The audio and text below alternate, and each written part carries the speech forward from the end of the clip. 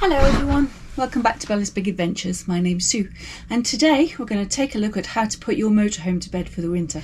We had our first snow yesterday and the next week or so the forecast is not looking good. Really cold temperatures overnight. We did have a frost last night, so I thought I'd better get over here and get it sorted out. So let's get started. Right, one of the first things I'm going to do is drain the water out of the system. Now, if you have an oldie central heating system, you can still run your central heating with no water in the boiler. You do need to check in your own guidebook, and you should have been given one by your dealer. If you bought your van second hand, you can go online to your manufacturer and ask them for one in your language. So what you need to be aware of is that moisture in the van is your enemy and water in the pipes is your enemy. It's just as simple as that. The pipes in a motorhome are not as robust as the ones in your house system. I've heard a lot of people saying they pour things down the drain and, I wouldn't put anything in your pipes. They are push fitting. If they have moisture in them and they freeze, they will expand and split and crack and you will be left with a whole massive bill to repair it. So the thing to do is get the water out of your water tank and your waste tank and out of the pipes and the taps. Right, so the first thing I'm going to do is empty out the water out of the fresh water tank. Wherever yours may be hidden, ours is in the floor because we have a double height floor which is winter protection. I try not to leave too much water in the tank if I can help it, and as you can possibly see there's not very much in. But to drain it out, you need to turn this black knob here. And if I can get the camera in a little bit closer, you may be able to see that pipe down there. It's a valve. And if you turn this, but it releases a pressure. I think you can hear the water now. It's pouring out underneath the van. Make sure it's somewhere safe, because obviously if that water then freezes onto your driveway, it might become slippy. And then if you live in a lime scale area like I do, you might want to clean out your water tank. And then in the springtime when you refill it, I would do a cleaning session either with citric acid or some Purosol, which just cleans out any dirt that might have gathered over the winter. I'm just quickly going to put the water pump on and run the taps for a little while, just until you can hear the pump is struggling, because obviously you don't want to run your pump dry. You can see in there that grey and black thing is the water pump, and we need to be aware that the grey bit at the bottom of it is the area that sucks up the water. So once the water gets below that level, you need to turn the pump off. You don't want to run it dry, it will burn out and you'll have to replace it. Right, I think that has actually gone past the thing now, so I would always reclose that. You get some resistance so you know it's closed. Right, now the water's out of the tank, I'm going to put the pump back on because I turned it off briefly. Turn the pump back on your system, and we need to run the taps. Now I know I said don't run the pump dry, but just until the water stops coming out of the system. So it'll make a noise and it'll sound dreadful, but you've got to get the water out.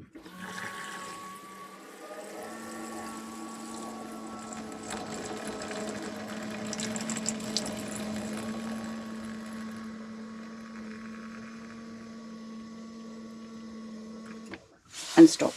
Okay, don't forget to do the same thing with your shower and your kitchen sink. The shower head I leave down on the ground after I've emptied the water out too.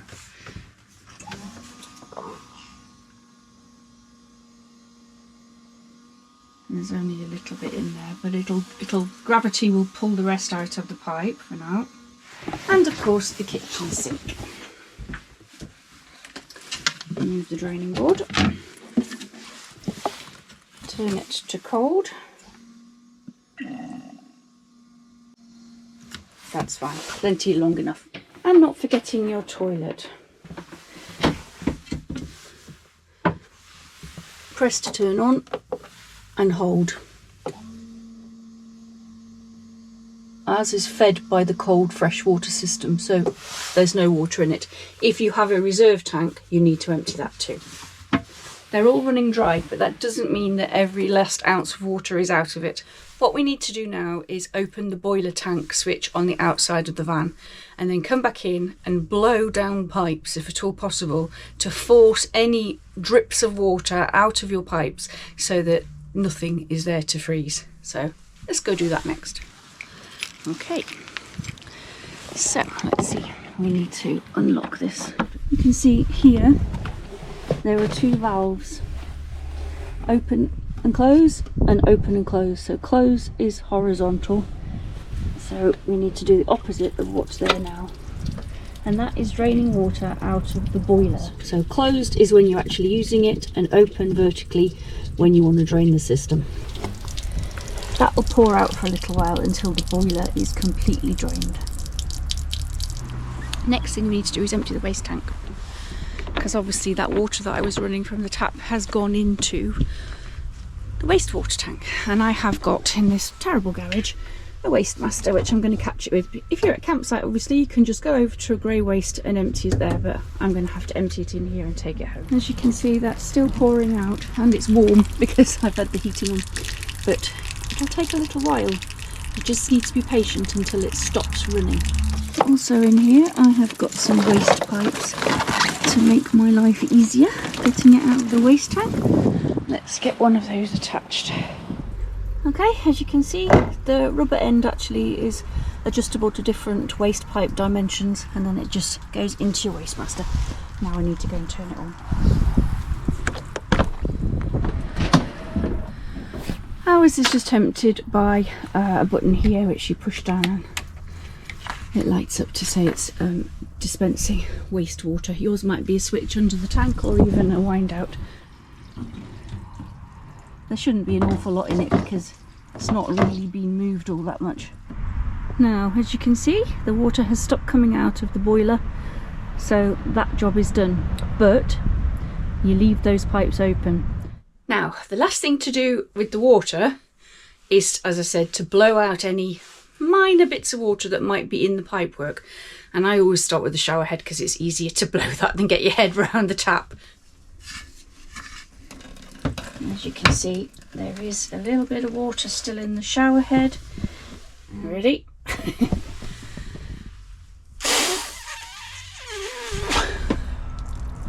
Not sure whether it got any out or not, but that'll be on the other camera if I did. It's worth doing a couple of times.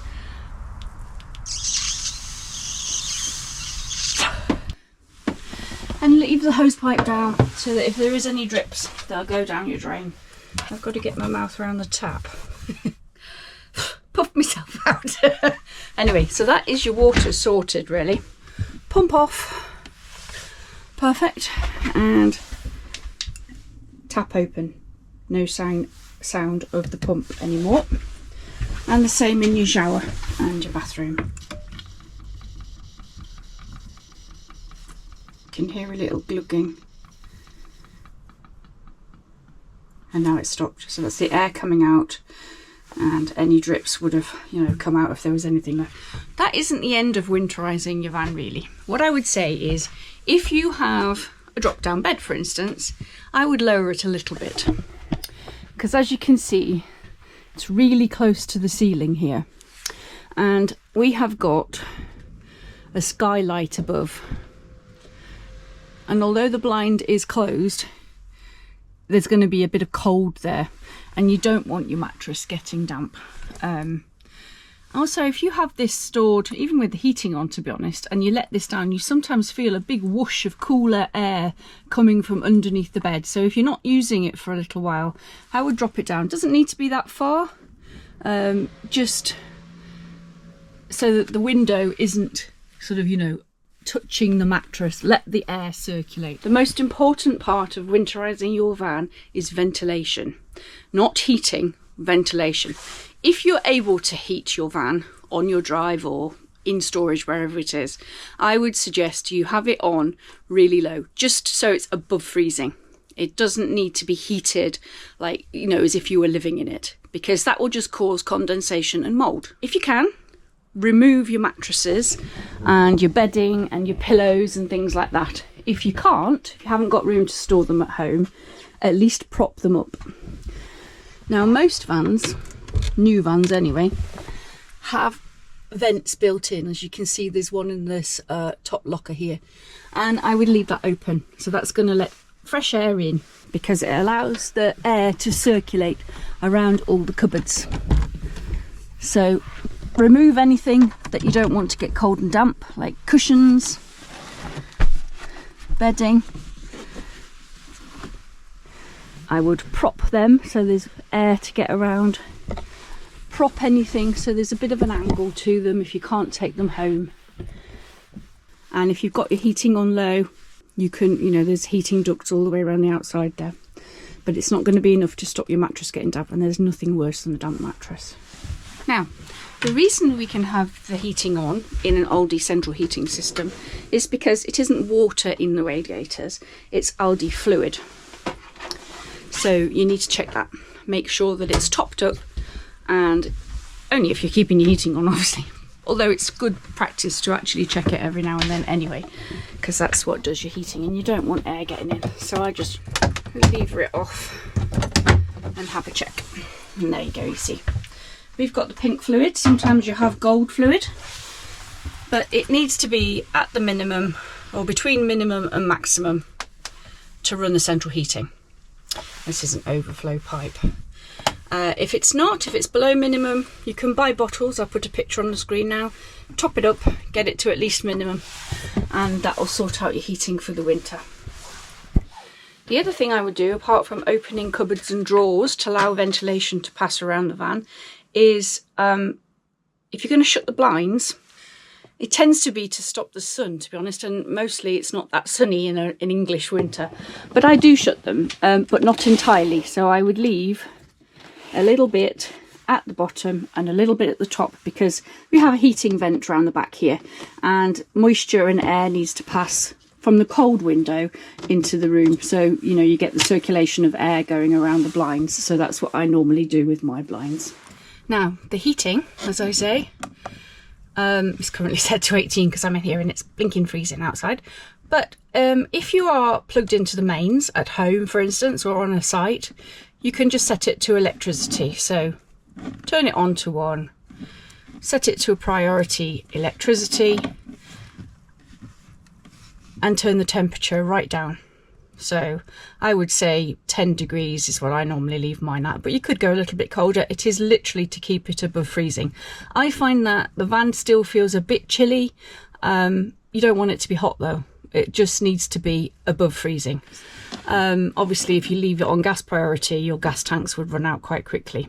Gas does warm the van up much quicker than electricity though. So if it's chilly and you're ready to head off on a weekend, stick the gas on, stick it to gas priority, and that'll, turn the temperature up, get it heated up, ready for your outing. Leaving the pump off because there is no water in the system. Do not turn the pump back on and use taps or the toilet without water in your system. That will ruin your pump. And obviously you need to check your batteries and your engine battery. These are full at the moment. It is plugged into the mains. That's all you really need to do with that, really, to be honest. And obviously when you leave the van, turn that off. No lights on. Otherwise you're going to drain your battery very quickly if you're not plugged into the mains. If you've got skylights, I tend to leave them open. It sort of keeps them from freezing around the seal. If possible, you could open your skylights and put some silicone spray around the rubber seals to stop them from freezing shut as well. I even open, the drawers a tad. If you're on a real wonk, then obviously they might shut. But I leave those open. I leave the toilet door slightly open. Your fridge obviously needs to be turned off and propped open. Now, these kind of fridges have a little catch at the top that keep it open and stop once it's defrosted, she says. Put it in the right place. And closes and leaves an air gap. Stops your fridge from going mouldy and your freezer from going mouldy. And as I say, if you can leave the cupboards slightly open, which I will do before I leave, that does help. Another thing I've been asked about is covering the outside of the van. I mean, our van is filthy. I'm not a big fan of that idea. I know some people like it. I'm not a big fan of it, mainly because the air vents tend to be on the roof, and unless they're exposed to let the air through your van, then it might cause more problems than it's worth. It's quite hard to put them on. Also, if your van is not perfectly clean and it's windy, it's going to be knocking against the van and maybe scratching your paintwork. So I will put down the shutters at the front. They're electronic. And I will close the side blinds because the air gets through, through the side anyway. And what I also tend to do, if you're worried about security, is rotate the chairs, and if at all possible, tie them into position. If you've got a lock on your clutch, or a steering wheel lock, or a wheel lock, they're all, good items. But at the end of the day, a thief will remove them. They're going to steal it, I would, however, recommend a tracker. Most insurance companies, because of the cost of motorhomes these days, request trackers, because then if it does get stolen, you can pretty much find out where it is. And thieves tend to steal it and park it somewhere reasonably close by for a few days to see if it has got a tracker. And then if it's not been picked up in a couple of days, they'll go back and take it. If you can't leave your van with the heating on very low, it's not a major issue. We parked our van in France for 4 months last winter, and it had no electricity, no gas, no heating on. It was drained down, and the batteries were lowish, down to 30%, but they weren't flat. If you have got access to your van during the winter months and you can't get out and have a weekend or a little day out in it or something, I would go and sit in it for a while. Take it for a little drive around your village or town or wherever you live, just to run the engine. That will help recharge the batteries more. If you've got solar, obviously that helps. So if you've got solar panels and you can drive it, or at least run the engine for 20 minutes or so, that will help recharge your batteries. If you can plug it in for like 1 day a week, batteries need to run down and recharge to the full capacity. There's no point keeping them topped up at 100% all the time, because they'll realise, that they lose their capacity quite quickly. I'm no battery expert. Your water tanks are drained, your cupboards are open, your heating's on if at all possible on electric. If you're plugged into the mains. If you're not, don't leave it on electric, because that will drain your battery faster than anything else. I hope that helps. If it has, please do give me a thumbs up. Subscribe if you haven't, it does help the channel. And yeah, happy camping. And we'll see you next time. Bye for now.